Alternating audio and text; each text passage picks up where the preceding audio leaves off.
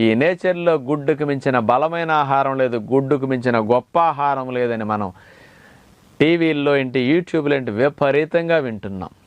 అందరు గుడ్డుని అగ్రస్థానంలో ఉంచారు.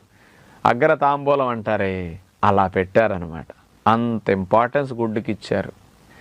మరి గుడ్ల మీద గుడ్డులు అందరం తింటున్నాం. ఆ గుడ్డులో బలం ఎంతో వాస్తవం ఆలోచిద్దాం. గుడ్డు తినాలా మానాలా? గుడ్డు బలమా లేకపోతే గింజల బలమా? గుడ్డుకు మించిన లాభాన్ని ఇచ్చే ఆహారాలు ఇంకేమైనా ఉన్నాయా? వీటన్నిటి గురించి మీరు ఎప్పుడు ఆలోచించాలా. గుడ్డు ఒక్కదాన్నే మనసులో పెట్టుకున్నారు. పోటీ లేనప్పుడు అదే గొప్పది అనుకుంటామండి. అంచేత పోటీ ఉన్నప్పుడే తెలుస్తుంది దేనికైనా.